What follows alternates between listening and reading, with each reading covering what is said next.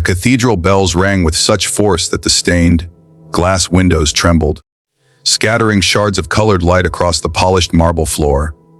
Inside, the air felt almost heavy with incense and expectation.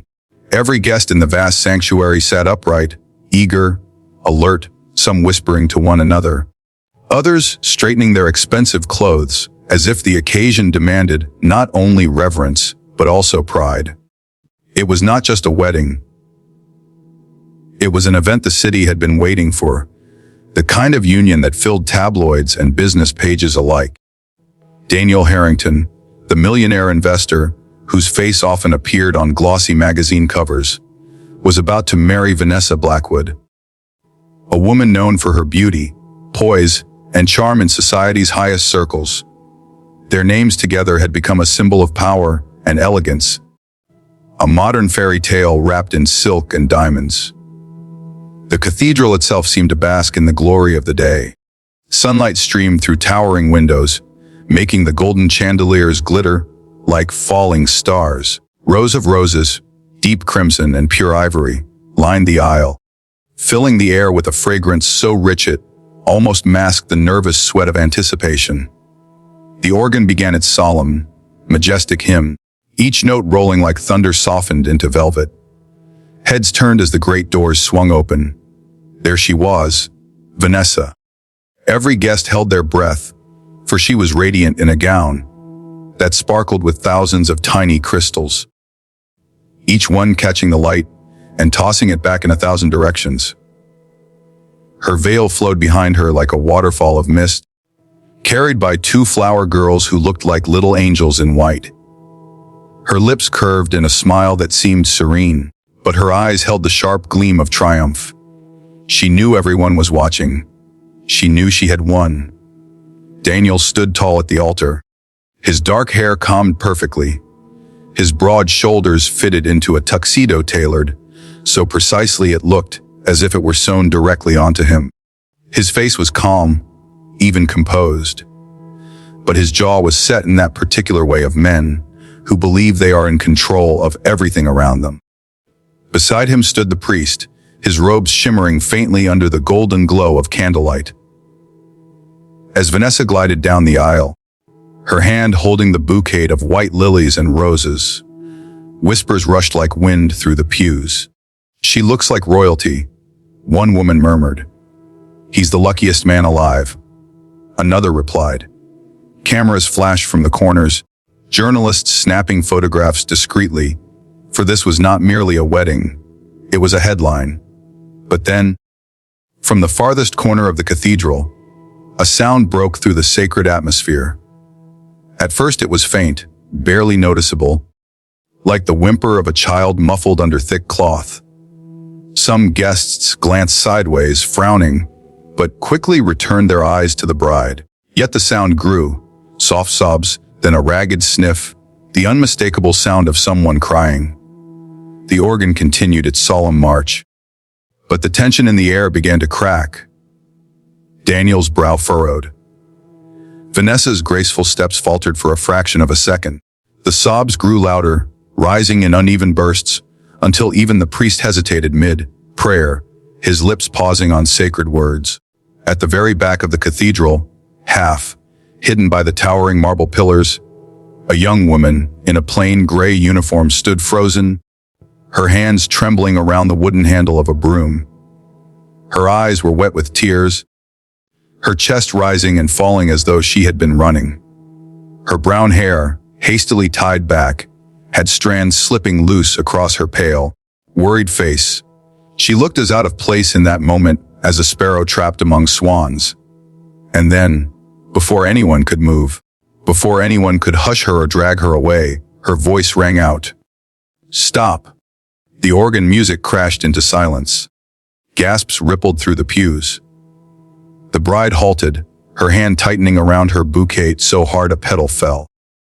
Daniel's piercing blue eyes turned sharply toward the back.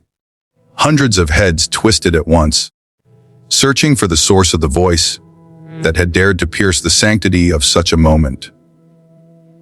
The young woman stepped forward, her uniform wrinkled, shoes worn, broom still clutched in one trembling hand.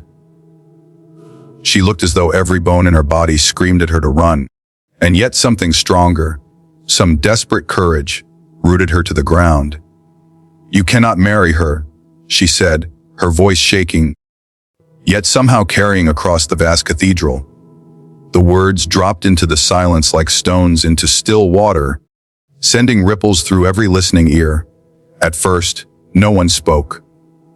The silence was deafening, broken only by the ragged breath of the girl.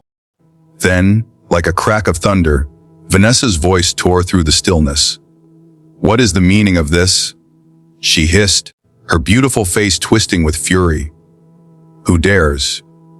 But Daniel raised his hand, silencing her without a word. His eyes remained locked on the trembling figure in gray. Something in his gaze was sharp, calculating, as though in that instant he cared little for appearances and everything for truth. The priest stammered, unsure whether to demand silence or to let the girl speak. The guests were restless, whispering harshly, some muttering that it was an outrage, others craning forward, curiosity overcoming manners. The girl's lips trembled.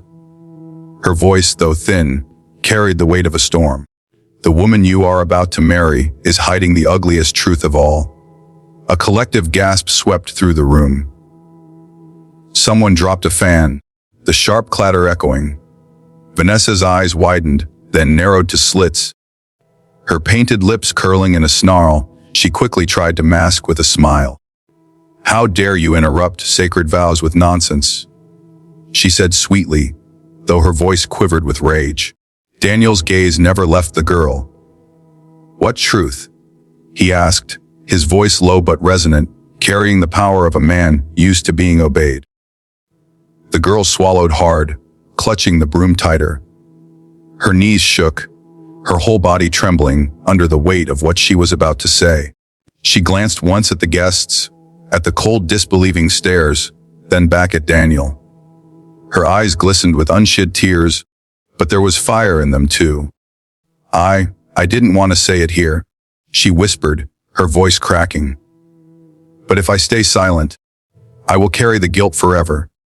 The murmurs grew. Some guests leaned to one another, whispering guesses. Others shook their heads, calling her mad. A few, however, stared at Vanessa, as though the possibility of a secret didn't seem entirely impossible. Vanessa stepped forward, her veil trembling with the force of her movements. "Throw her out," she snapped, her voice no longer sweet but shrill. "She's a cleaner, a nobody. She has no place here." But Daniel raised his hand again, silencing everyone. "Let her speak." The girl blinked rapidly, tears falling down her cheeks. "I beg your forgiveness, sir," she said softly.